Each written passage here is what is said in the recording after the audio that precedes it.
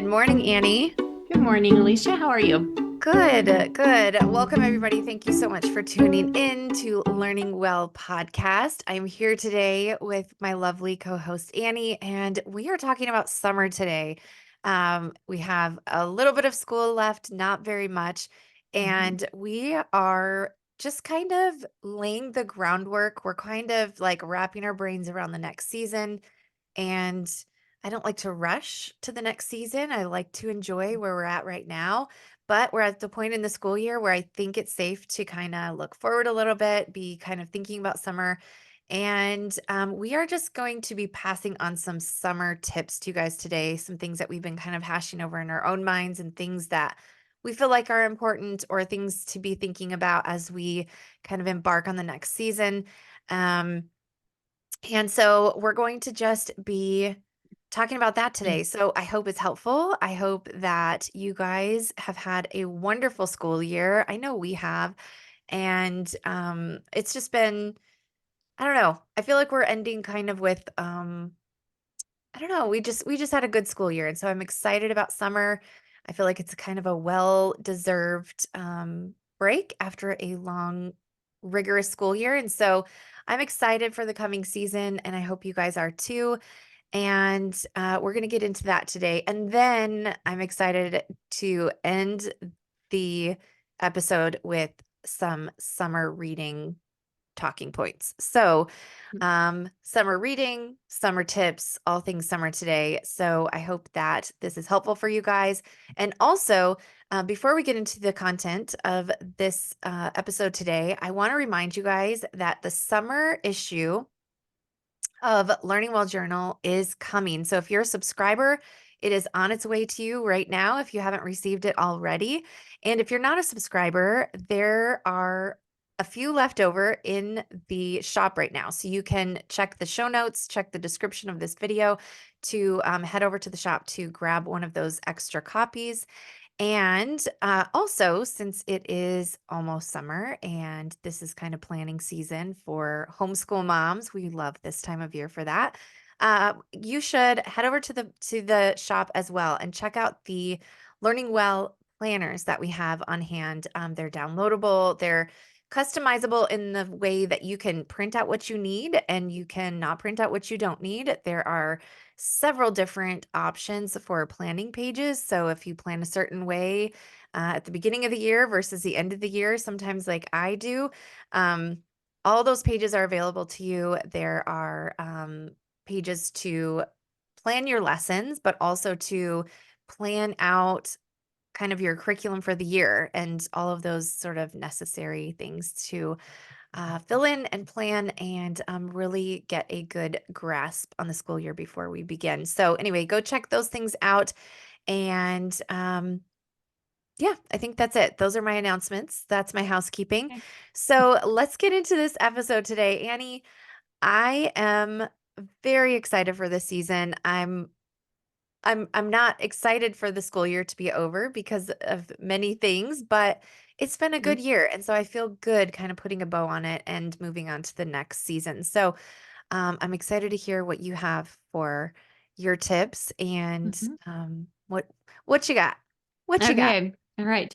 Yeah, we are excited too. This is probably my first year that I feel like we are ending kind of early. Like I just feel like we're done sooner than we ever have been without usually I feel like towards the end I'm like counting up lessons and like, oh my goodness, how Right. can we squeeze all of this in? Because I like to allow my kids to be done 2 weeks before the public schools in the area are out. I just feel like it's a homeschooler's right to be done before public schools. So I really have always tried to make that happen.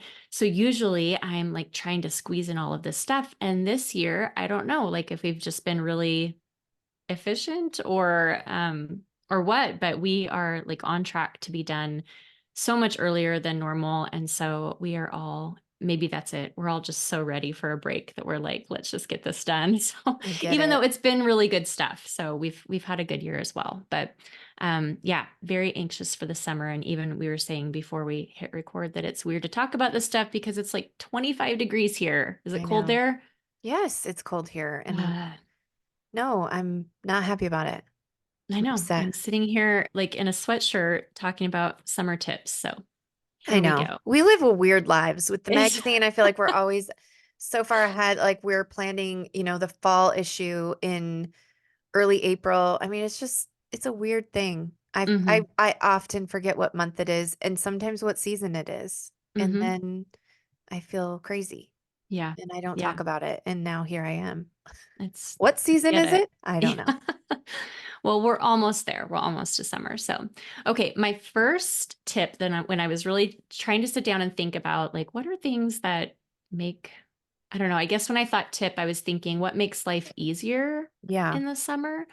Um, but this is something we actually do this year round, but I do think I focus on it a little heavier in the summer is that we batch Mm. cook our meat. Mm. And we do that with everything, not just like we'll do a couple of like large pork shoulders or I'll put like I mean, we buy our meat in bulk as well, but like for chicken, I might put like 10 to 15 pounds of chicken thighs on the smoker and we'll do a ton of meat at once. And then we just have had so much success with, batch freezing it and then bringing out when you need it. Like it doesn't come out dry or weird. Um, we're eating it quickly. So it's not like it's sitting in there for a long time, but it has provided so much ease with dinner preparation. And like I said, we do this year round in some ways, but in the summertime, I love it because one, we have no central air in our house and it just gets hot. And Right. on those like hot days when you just don't want to cook, which I often don't want to cook in I the know. summertime. It's like you're not um, really hungry because it's so hot, but you yeah, do need to feed your children. So it's like, ugh, like, can we have yeah. who wants who wants just a grapefruit for dinner? Like, Right. Yes. just So doesn't it's feel like so cooking. nice to be able to have it in the freezer and just pull it out, like those meats, to pull it out to be able to throw on a salad or maybe put on like ciabatta rolls for a sandwich or something like that. It just makes it so easy. And it kind of allows for that more relaxed, like less planned So vibe smart. that I go for in the summer, that and I feel like the summer I like our days to be a little bit more unpredictable. I mean, obviously we have things that are on the calendar, but I do like to keep a lot of days open so that we can be like, what should we do today? Let's go to the pool or we're available for um, you know, to call up friends or if they call us up, we're available to do that kind of stuff. And so I've found that trying to plan out a bunch of meals, we're just not always all home by a certain hour in the summer, like we are when it's dark earlier, Right. and I don't know. And so, um, yeah, it feels so much easier to be able to have things that you can just pull out So and easily you turn into something. could just pull out a bag of whatever it is that you want to do for that night and Yeah. stick it in the refrigerator and it can be thawing all day. Yep. And you could do pizzas with that, tacos, Yeah. salads, like you said. hmm Put it on a roll for a sandwich or Yeah. throw it over rice. I mean, it's just the main part is already done. And so I So like that. It smart. makes it easy. So that's kind of my first. And it does make for like one, when we do that, they are a couple of long days of like cooking at the smoker, which really is Aaron's domain, not mine. Um, so, but so he might spend an entire day doing a couple of pork shoulders, like large pork Right. shoulders. But then once that's done, it's like we have so many meals worth of pork. And then the next day he might stick all of those chicken thighs on and we just kind of we just get it done. I'm trying to think if there's anything else that we make. I've done that with roasts. Like I might put a Hmm. couple of larger roasts, whatever fits, in a crock pot and cook those all day and then kind of separate out that meat. Um, You could brown ground beef too. Like you just yes. have like all four burners going at once and just Yep. brown it all and Yeah. yeah, Yeah. So that's that's awesome. always helpful for us. So that's tip number one. I love that. Yes. And then the next one I was thinking is I was thinking about like in the realm of summer learning, which Hmm. I'm just going to put it out there. I am like a complete failure when it comes to summer learning. I have always had again, maybe it's just the, Mm. like, getting to a point, like, where I'm at. I mean, we're finishing up, I think, year 7. I'm not I'm not doing it this summer. Every year, I make these big plans about how we're gonna, like, summer learn, and then we get to summer and we're like, "No, we Yeah. don't wanna do this." And, I think it's great if you can. I think there's so many fun ways to learn in the summer, and, I mean, we still have a lot of stuff available if the kids wanna get it out, but for the most part, they're ready to not be, like, sitting at the table Mhm. doing stuff, you know? Um, that said, like, it is difficult sometimes to hop back into, specifically, I find math to be, like, our biggest issue once we hit fall. It's like, "Oh, wait, we haven't done this for 3 months," or whatever, and so who knows what that looks like this summer. But my what I do like to do during the summer is, um, find, like, either a reading, like a summer reading. I've seen ones out there that are like a map if you've got younger kids, where Yeah. if that would be fun, or you can just create your own, or a bookmark where there's different categories, like, read a biography, Oh, read, fun. read a classic, read a book about somebody your age, or read a book about, an exotic plate that takes place somewhere exotic or whatever. And Right. having all those categories and then having that be your goal for the summer is that those are the books they read. Because I feel like there's so much, like we all know, there's so much learning to be done just by reading Yeah. books. And you have so much more free time to read books. And so if you can kind of be intentional, if you make your own, about the different topics you want. Like, you could say, read a book about a scientist that you don't know much about, or whatever. Um, it just makes for a little bit easier summer learning, and maybe less expectation of, like, let's sit down and learn about this particular thing. Also gives Right. your kid, like, a little bit of choice, and you can do that for the younger ones too. I mean, there's all kinds of fun picture books out there that can touch on all of these topics, and you can pick out and help them read or read to them. But that's kind of my, like, go-to for summer learning right now, is to just make it a Just little read. bit easier and just read. Yeah. Yeah, and also, like, you do so much in the summertime, just going on hikes and going to the lake and going camping and things like that. Like, there's just so Mhm. much there that I just think in our modern day idea of what academics really is, it's like, that's all learning. Mhm. And we used to value that more. We Mhm. used to value play and free time more.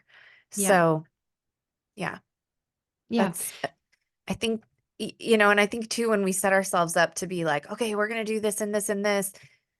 I don't know. Some people homeschool year round, and that works, I guess, fine for them.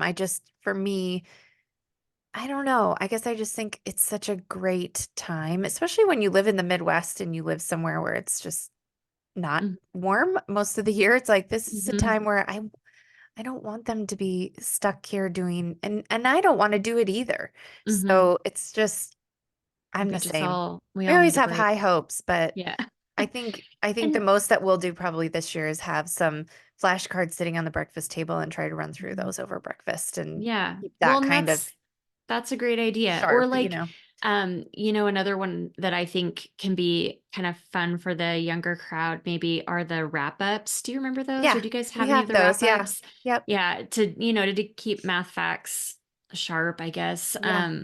But yeah, that's a good idea, to grab a bunch of those things, and then hopefully, that can keep your math skills at least sharp enough to jump back in the fall. But Right. anyway, so that's that. And then my last one is that I like to keep, like, a small tote or something in our car that has, um, I usually put, like, Ziploc bags and, a couple of towels, and let's see what else. Bug spray.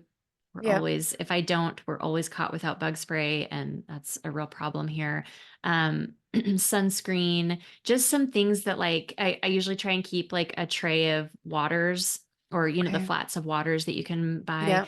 Yep. Just the things that we typically, like, either forget, or we run into an opportunity to do something and didn't realize, oh, Right.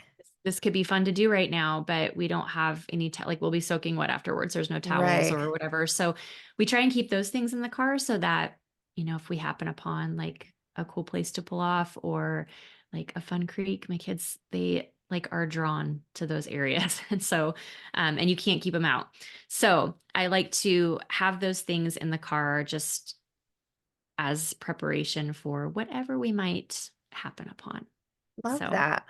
yeah, just some easy, I guess, easy things to kind of make the days go a little smoother. Smoother and also just to allow for more spontaneity because you've kind Yeah. of prepped ahead and so you kind of have allowed that space to be Yeah. able to go jump in the creek if you want to.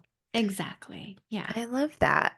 Yeah. Tell Well, me yours. Give me some so tips. my tips, I feel like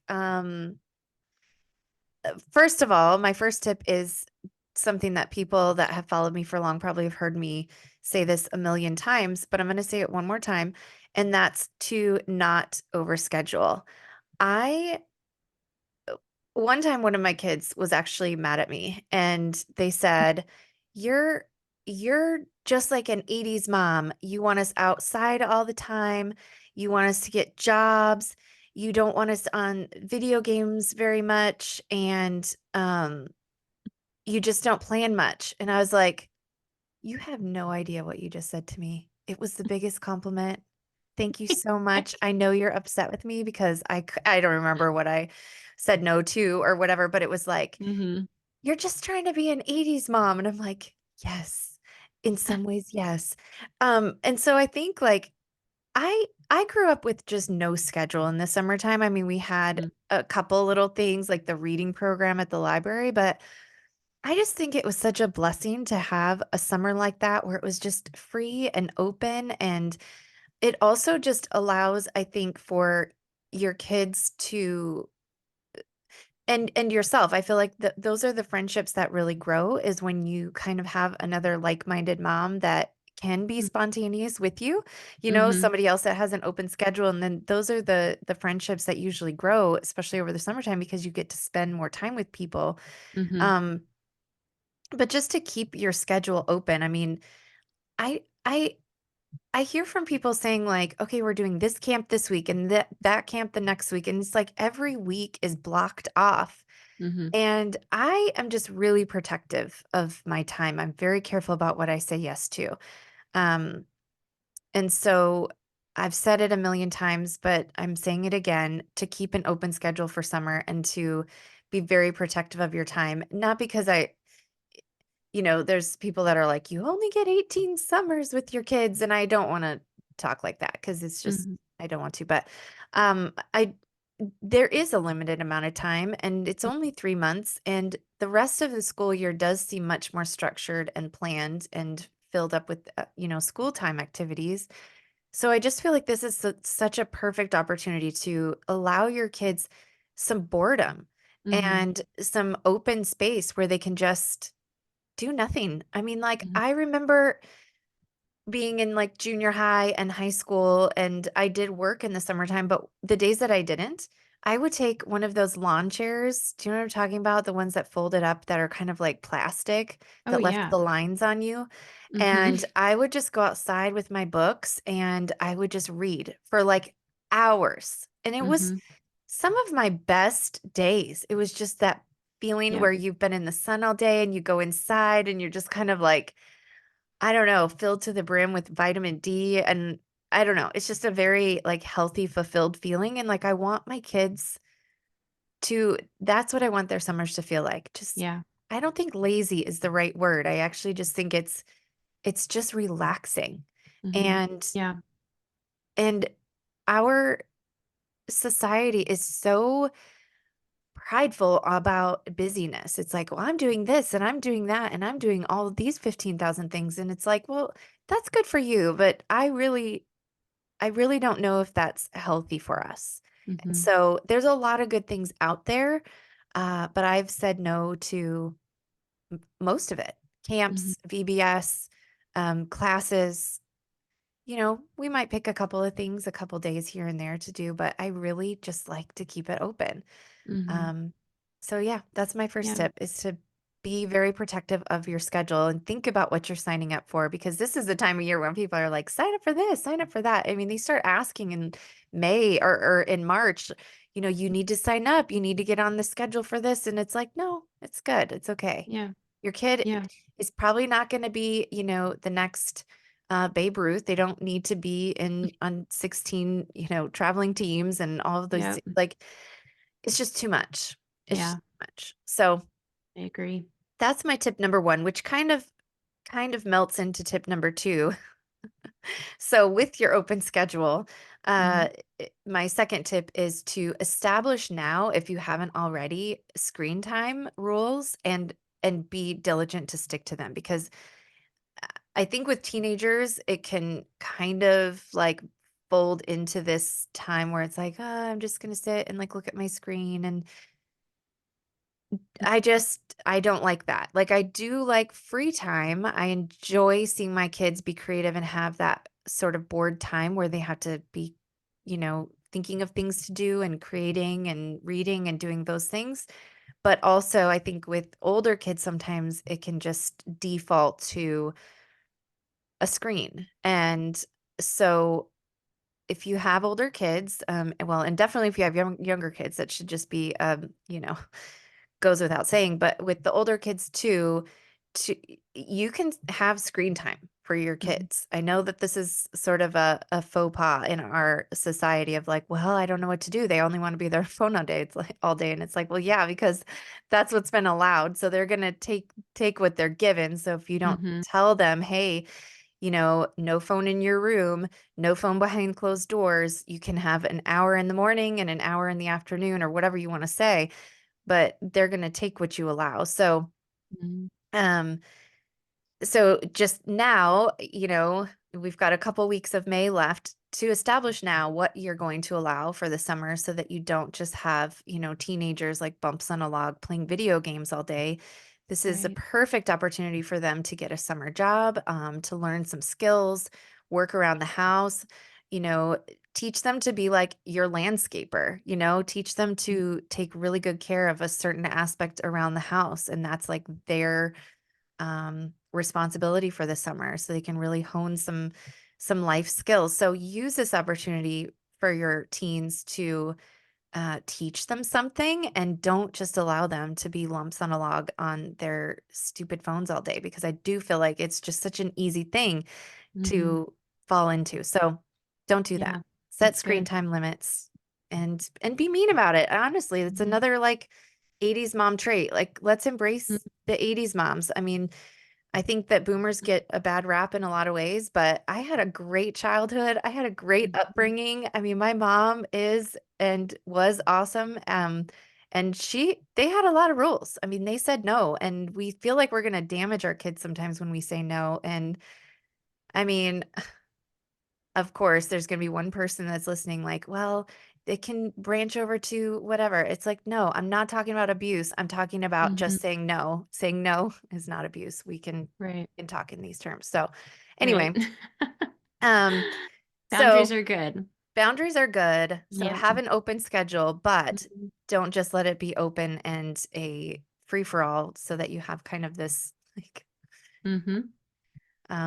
zombified teenager by the end of it. So that's my second one. And then my third one is to use the summertime to make next school year a better homeschool year. So I am never going to be a proponent saying like you should spend your entire summer planning your school year, but use this time to, yes, plan your next school year, plan out what you're going to do, but just make that be a very short time. Um, I shameless plug, I guess, but I actually did a homeschool planning course on like just 3 days of actually planning your homeschool year. And I think you actually can get it done in 3 days if you kind of Mhm. commit that time to assessing your last year, planning the year going forward, and then to tie everything up and organize everything and pack everything from the old year away and order your new stuff. So I really do think that all of that can be done really quickly. But what I mean by making it a better school year next year is my friend Kate used to well, and I think she still does use the term poolside professional development, and I think that Mhm, that's such a fun way to put it. Use this summer to not scroll Instagram and influencers. Nothing bad about homeschool influencers, but use this time to actually read some books on education, read John Taylor Gatto, mhm, read some Sally Clarkson books about nurturing relationships with your kids. Use this time to read for sure, but also like pour into your kids and build relationship with your kids because all of those aspects are going to help you have a mm, better homeschool year next year so that you're not just the school marm lording over your kids, but that you have a very tight relationship with your kids. You know them well. So use this time mhm, to get to know your kids better, if that makes mhm. sense.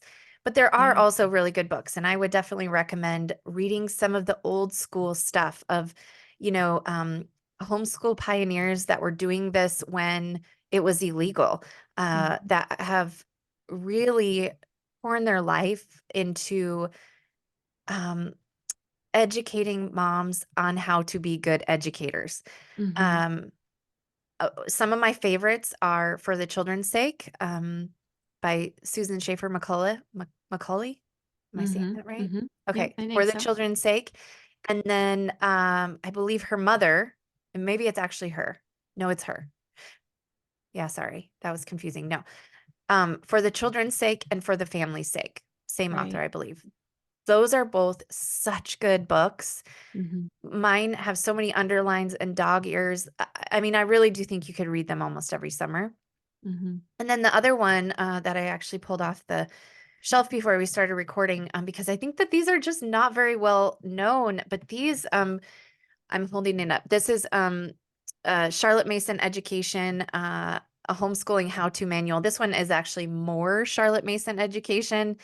There's actually three in the series. They're by Catherine Levison, Levison. And she does a great job, like really,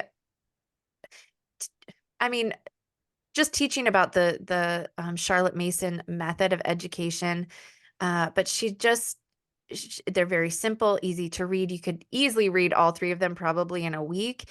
mhm, But when I started homeschooling, they just helped me so much to, I don't know, really wrap my brain around what I want my homeschool to look like, what a good education at home can really look like.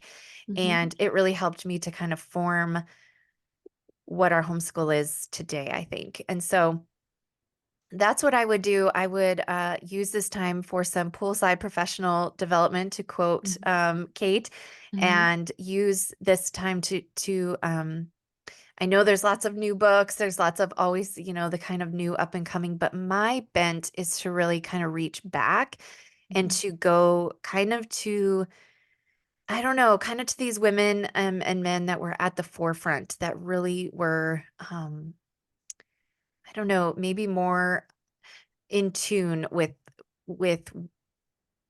real education. I feel like we've kind of mhm, removed ourselves in some way because we have been so indoctrinated by the government school system. And so anyway, mhm, I would do that. I would read John Taylor Gatto. I would read Catherine Levison. I would read For the Children's Sake. And also, if you have young kids you're just starting to homeschool and you have maybe not taught your kids to read yet, maybe they're really little, I would read Better Late Than Early by the Moores. I think it's mhm. Dr. something Moore and his wife. I think they co-wrote it. I don't have it in front of me, but I can put these in the show notes so that you guys can have a good list. But Yeah, it's based, we also have a couple on Instagram. We have a couple of really good reels that we've done over that's the right. last couple of years that have just tons of resources of really good books, and most of them are the older, um, yeah, some of the more foundational like homeschooling books, and they really are Yeah. wonderful. So maybe we can even link to those. I don't know. Is Yeah, there a I way think we to do that? can. Yeah. I think So we can. So, yeah. yeah, so those are my tips. I think that use this time to make next year a better homeschool year. And I'm telling you guys, like 9 times out of 10, it's not about the curriculum. It's Mhm. it's just um it's about attitude. It's about just your wisdom and discernment Mhm. of kind of like really putting your finger on the pulse of your family and knowing what they need. And so Yeah. just use this time to really hone in on those things and those skills Mhm. as a mom and get excited. It's such a Yeah. blessing. Homeschooling is so amazing. I say it all Yeah. the time, but like really what a blessing that we have to do this. And so take Mhm. it seriously. Like that's I think my biggest thing is like we need to take this seriously. It does go by so fast. People say that over and over, but it really does go by fast and you don't have a ton of time to kind of mess around. Like you need to Mhm. like really be serious. Like you would look at it like a job, but like the best job ever, Right. Right. right? Yes, and in addition to some of those topics you're talking about for the whole, professional development, is there are a lot of really good books out there about the different learning styles, which Mhm. I feel like those would be really good to catch up on Yep. during the summer. I find a lot of parents, a lot of moms getting so frustrated, myself included, getting frustrated throughout the year with one of their kids maybe and how they're not getting something or they're not progressing in the way that they had hoped. And some of it truly is just really learning and understanding each particular kid's learning style. Um, because if things aren't, you know, presented in the way that they really like grasp it well, it can be really frustrating for them. And then it's frustrating for you. And then you're just frustrated all the time. So I feel like really trying to gain an understanding of how each one of your kids learns information or takes that information in would Right. also be another great thing to focus on, during the summer, some reading about that. And there's a lot of good Right. material out there on that as My well. favorite book on that topic, I use it all the time. I'm using it right now for some ideas for something that we're doing, but Carol Barnier, I've seen her. Oh, I mean, it was years ago now that I saw her last. I don't know if she's still around speaking, but she has, I think it's called The Big What Now Book of Learning Styles or something like Hmm. that. That's in that list. It's in Is one of it? the reels. Okay. Uh-huh. Yep. I love that book. And she has several. She's so practical. I think she's had a couple of kids that had kind of some learning difficulties. And so she had to be really creative on how she was homeschooling Mhm. them. And so she has several books that are just packed with great information and Yeah. wisdom. Yeah, for sure. So yeah, Good advice. those are our Very good tips. advice. I like it. Those are our tips. I hope that it encourages you guys to just have a really good summer. Just have fun Mhm. with your kids and just enjoy them and maybe enjoy, this time of just not being a teacher quite, but you're just kind of like being mom and Yep. having fun, keeping an Yep. open schedule so you can be spontaneous. That's right. So, before we close, we always end the episode with something that's on our currently list. And so today, since keeping with the theme, we thought that we would talk about what is currently on our summer TBR list. And so, Mhm.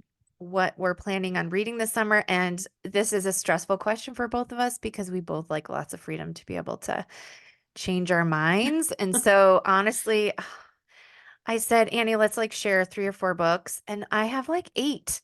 I I don't know what to know. say. So you have to go first and so I can think about what I'm going to say. Like I have so Okay. many, I don't know. I know, it's hard, and I don't always, like, have a good and I was thinking about it, I'm like, I don't know that like, I've been saving these for summer. Do you know what I mean? Like, I Right. just read what I want when I wanna read it, so, I don't know, but there are a few that have been kind of sitting on my list that I'm like, "Okay, actually, I think this might be a good time to either tackle it because it might be a little bit more difficult or whatever." So, anyway, my first one it's called Apocalypse Never: Why Environmental Alarmism Hurts Us All. Oh, It's light by reading. I know, just a little light reading for the summer. It's by Michael Schellenberger.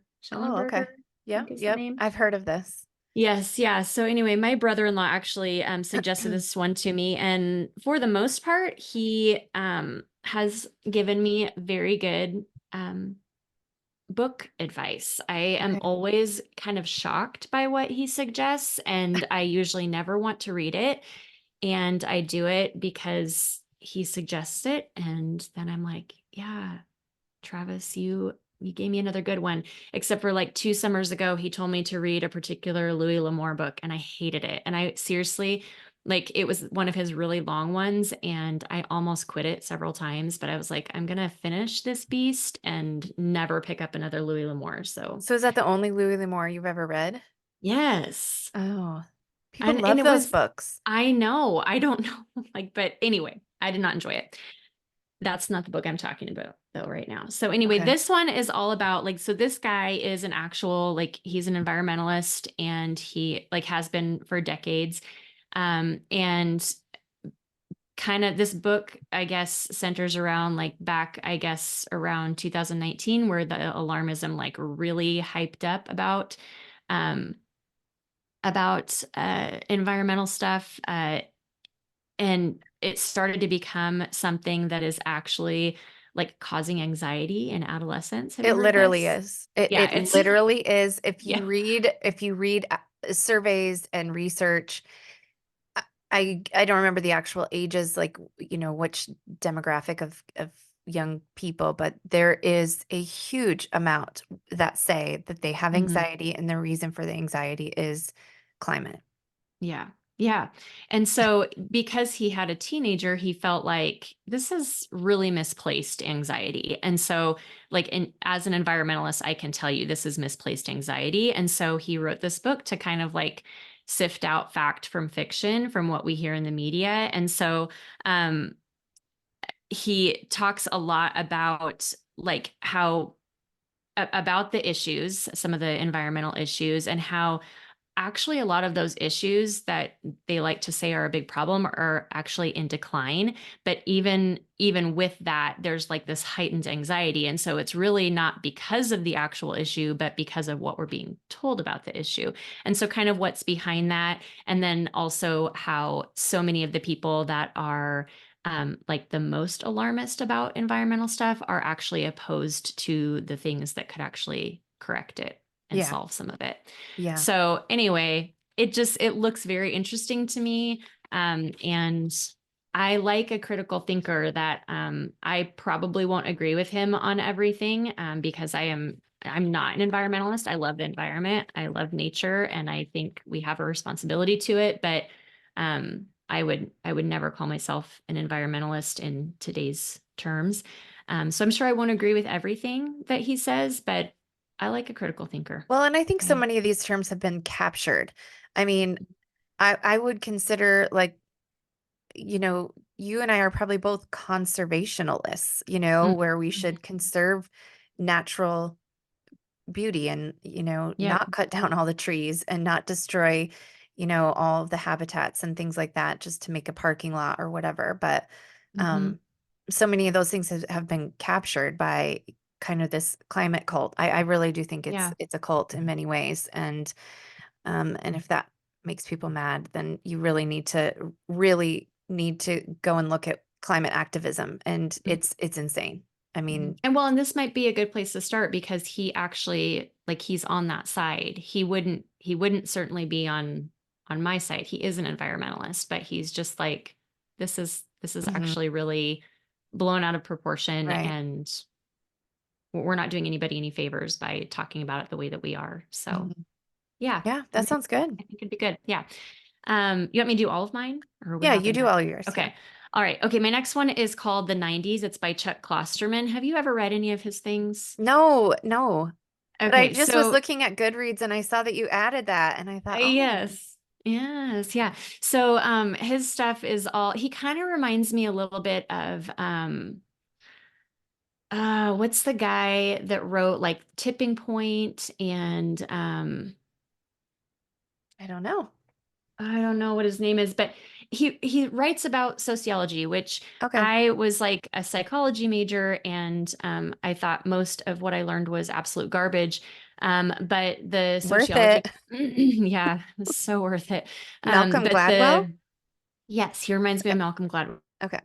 So he writes a lot about like the sociology of people, like Okay. just human nature and how humans respond to particular things that happen in the world, to culture, like all this kind of stuff. And it's sociology is fascinating to me. I Yeah, am yeah. very drawn to it. And so anyway, this one is all about the decade of the 90s, which I'm like so excited about How because fun. The they were like best. my formative years. So anyway, but he talks about like in the synopsis, it talks about how the 90s begin with almost every name in the phone book and Oh, everyone answering landlines because they didn't know who it was. oh, Like you just picked up your phone and answered. And that the end of that decade ended with nobody picking up their cell phone if they didn't know who it was. oh, And yeah, so like, and basically phone books have become completely non-existent. right. And anyway, but he talks about all of culture during the 90s. So, political, he talks about pop culture. Like, I'm just very excited for it. I think it'll be a fun and interesting read. So I very loved excited the about that one. 90s. I know, I right? sort of reminisce maybe too much about it sometimes. Yeah. Yeah, It was a good decade. I feel it like, was. yeah, I'm glad I grew up then. Yeah. Anyway, and then the third one is I have been wanting to read this one. It's called Made by Stephanie Land. Okay. And this was, I believe they made it into a Netflix series. I haven't watched it because we don't have Netflix, but it's just about this single mom who's at poverty level who gets a job she gets jobs cleaning houses. And it's kind of her uh I don't know. Like I was trying to decide, is this a memoir or what exactly like what genre it would be in? But she talks about her relationships with her clients and that whole idea of how she knows a lot about them, Yeah. but they really know nothing about her. And so she has all of these like kind of stories, not like in a gossipy way, but like um she just has all of these, like she knows a lot about these families and they literally know nothing about her because she just comes in and cleans their house. And anyway, I think it feels like a little bit of like the guilty pleasure read for the summer, but it Huh. looks good. So That's fun.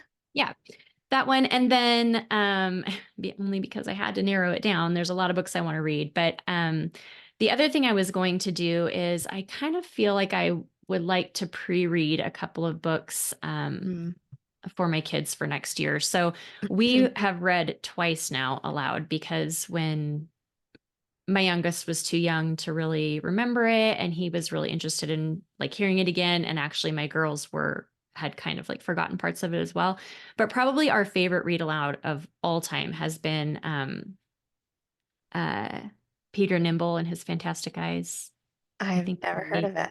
no. Okay, this is by Jonathan Aucher, who Okay. I feel like is one of the best storytellers I have ever read. Like the kind that from the first like 2 pages, you are just sucked into his story.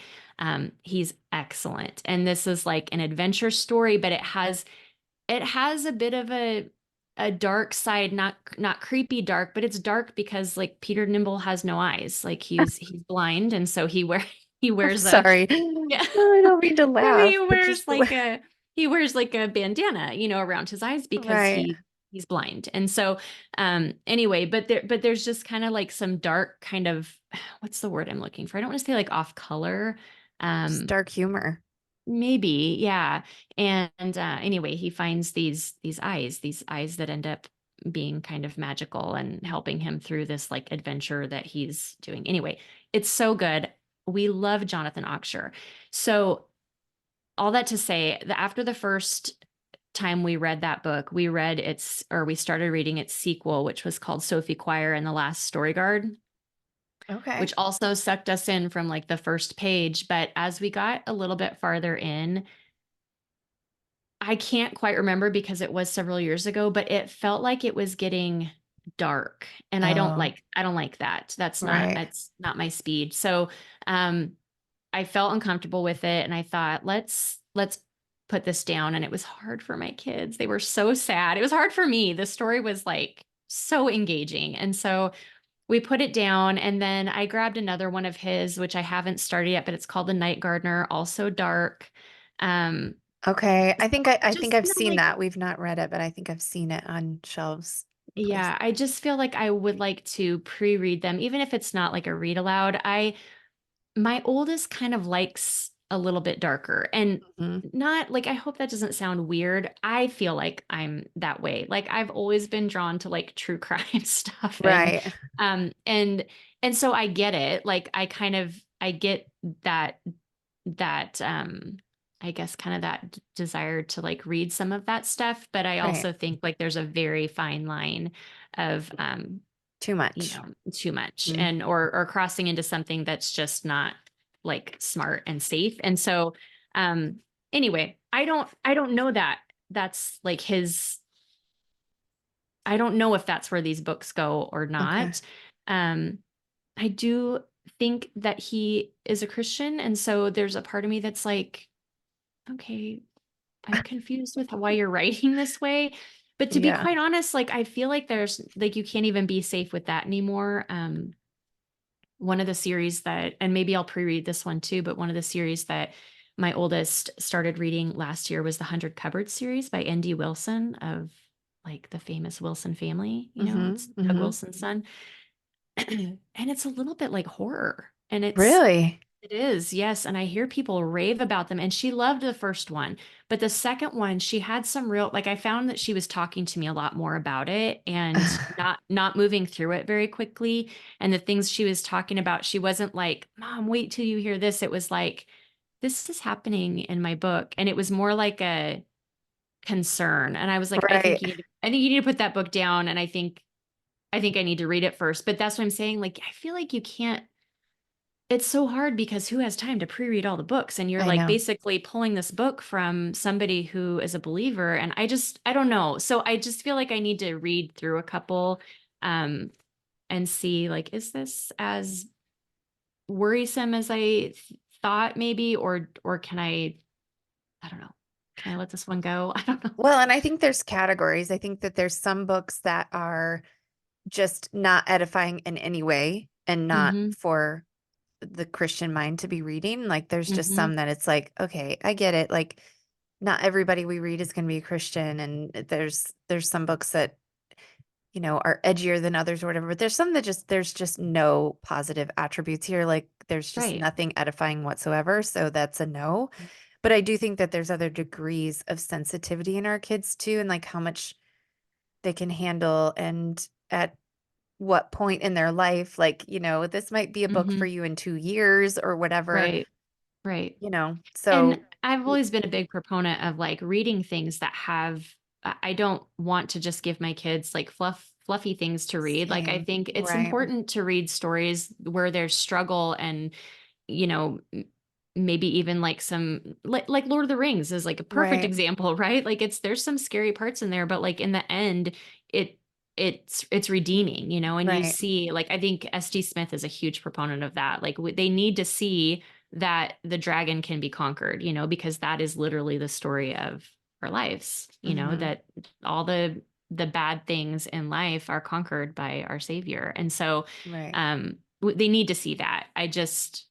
It's just like a hard balance of, like, in what yeah, ways do they see that? And yeah. So anyway, I might try and pre-read a few of those, but that's right. it. Because you don't need to That's traumatize your kid in the meantime. No, no, no, no, no. Read Not at this all. book. Okay, Exactly. well, that's a good list of a Okay. wide variety. Very Yeah. fun. I feel like for mine, I need just something fun. I think I've read a lot of serious books this year so Mhm. far.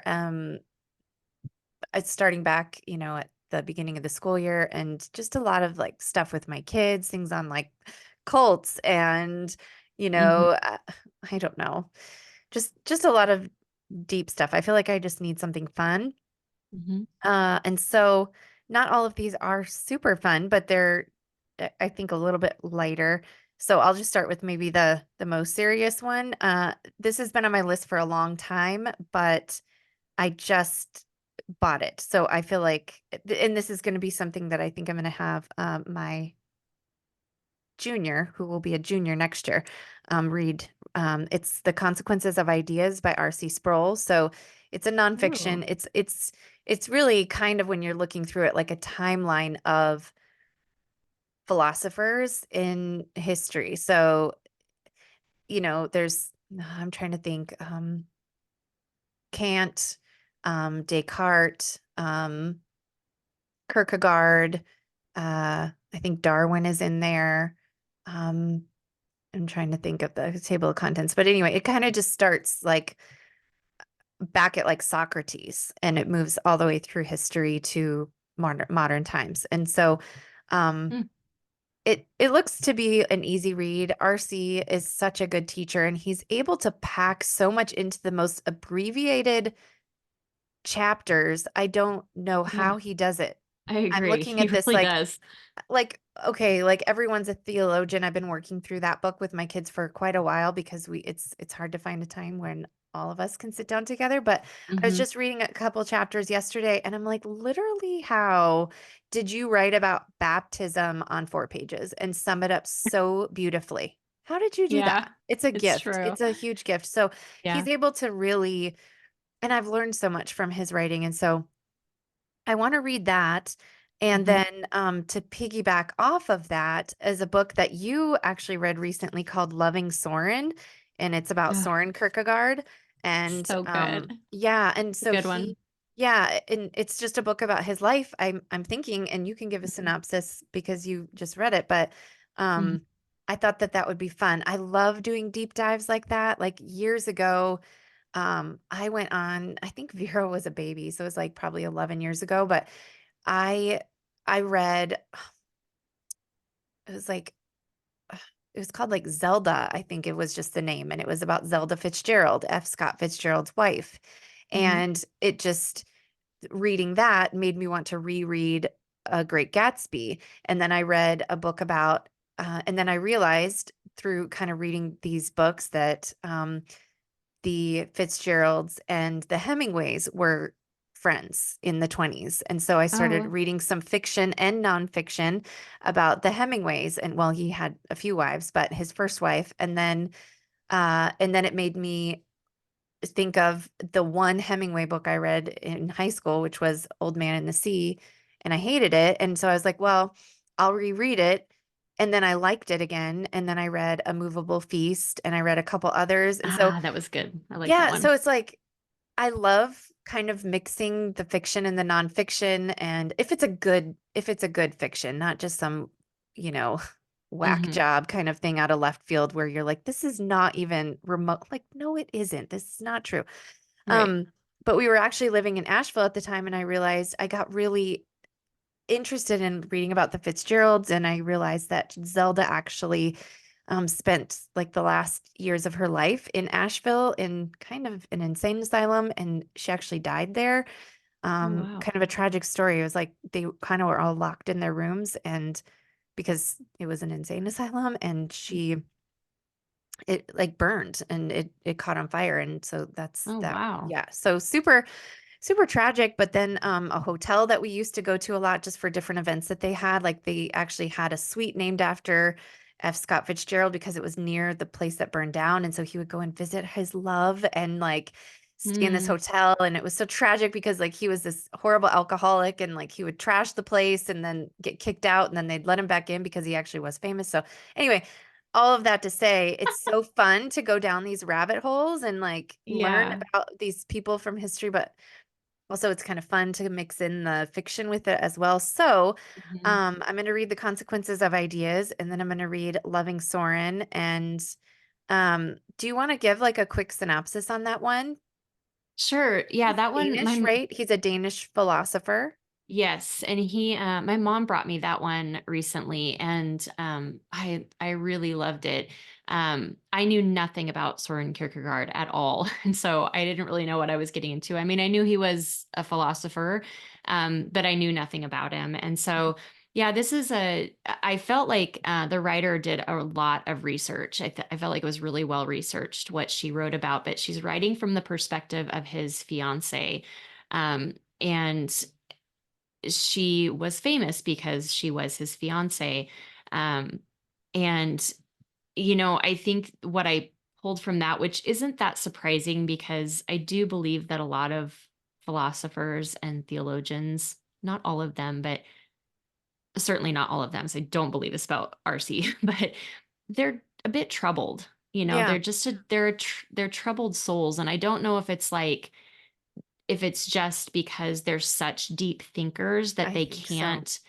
Yeah, it's like it's faith is actually difficult for them because they have to have everything explained, and there's just an amount of that's why it's faith. Like there's a part of that that's just you just have to have faith, you can't Right. have things explained. And so they're just very troubled. And he was extremely troubled. And it's kind of the story of how um, his trouble kind of brought her she was a very strong believer, kind of also enveloped her.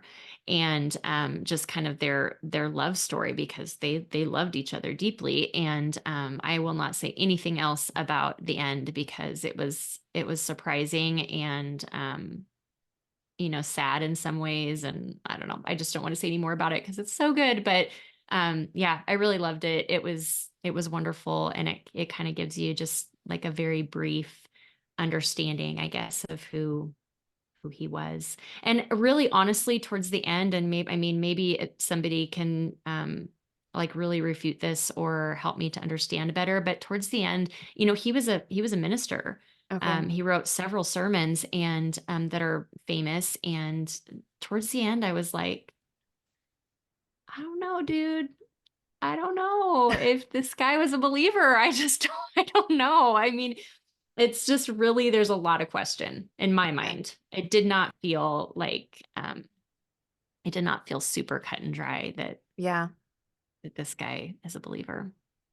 Yet he Interesting. was preaching messages out there, so I don't know. He knew all the right things. Like, that's why Right. I think it might be confusing because, we take these little quips of things that philosophers have said or whatever, and he definitely did have a lot of good head knowledge, which I Right. think is the problem is that they I do often too. do. I wonder this all the time about Jordan Yeah. Peterson. I really feel like if you would just, I mean, because if you follow him, if you watch, if you, kind of listen to his struggle, like he has such a struggle with faith. Like Mhm. he just can't because I Yeah. think he's just too intellectual. Like, They but have this a is hard time this making is the that struggle step. because you make yourself kind of into a god, whether you mean to or not, because you feel like you know Mhm. more, so you can't trust Yeah. really somebody else, especially an unseen God that you can't like put your finger on necessarily. Mhm. You know, Yeah. you Yep. don't want to rely on your feelings in any way, which faith isn't really a feeling. It's just like you can't have faith because that's too abstract. You have to know, you know? Yep.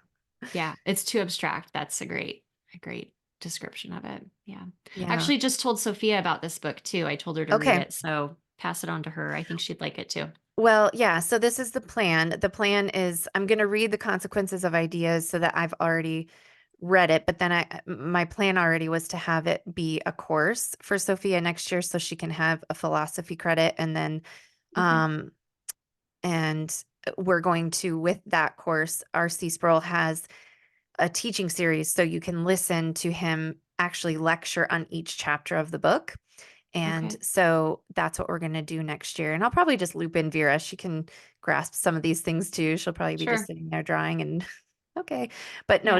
she has good thoughts too. I mean, I think we can kind of stretch our kids in some of these ways too. And that's Mhm. homeschooling, right? You're doing stuff with the big kids and the little kids are, absorbing what they can. And that's a Yep. pretty cool thing. And I've loved that about homeschooling. So then I'm going to Yeah. throw in the loving Soren just because it's fun and I like to Mhm. kind of, humanize some of these people in history too. That's kind of cool. Yeah.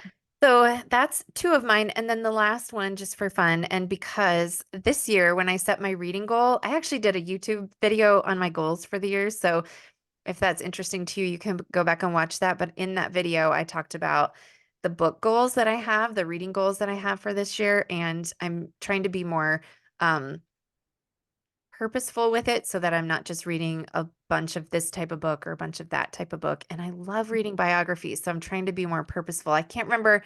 I think I set a goal to read four or maybe five, a certain number of Biographies? biographies this year. Okay. Okay. Um, and so I believe I already read one. And now I'm blanking, but I have on my list Forever Young by Haley Mills.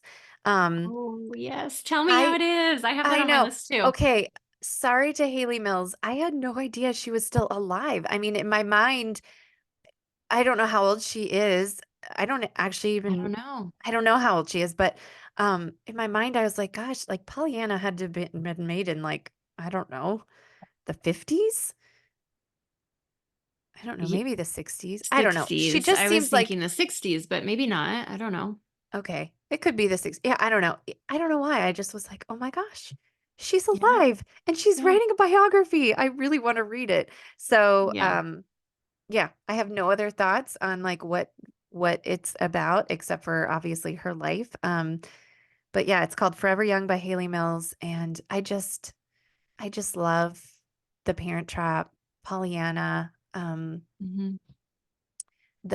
what is it called? That Darn Cat, like all those Disney movies that were just so pure and good and Mhm. memorable. I just love those so much. So Yeah. anyway, I don't know, Fun. maybe a little blast from the past to kind of have a Yeah. fun I'll be summer read. excited to hear how that is. I like biographies too. Yeah, and They're there's fun. many more, like we said, because we like to not be boxed into a reading plan. So, Mhm. yeah, um, this is why book clubs are hard for us because if Yes. we don't want to read that book, then how do you Yeah. how do you participate in a group like this? It's so I constricting. can't. I know. I've So, tried several times. It's hard. yeah. Mhm. Yeah, I think it might work if it's just like one friend where you're like, "Let's read this." Yeah. But then even still, I'd be like, no, oh, okay, I can't. But anyway, so those are our books, and I'm gonna try to list everything in the show notes for you guys, and hopefully that can give you guys some ideas for some summer reading, some fun stuff, and maybe some stuff that will help grow our minds a little bit as well. So, Mm. anyway, whether it's planning your summer or planning your school year or just planning your next read, we just encourage you guys to do the next right thing. Thank you so much for tuning in today, and we will see you in a couple weeks.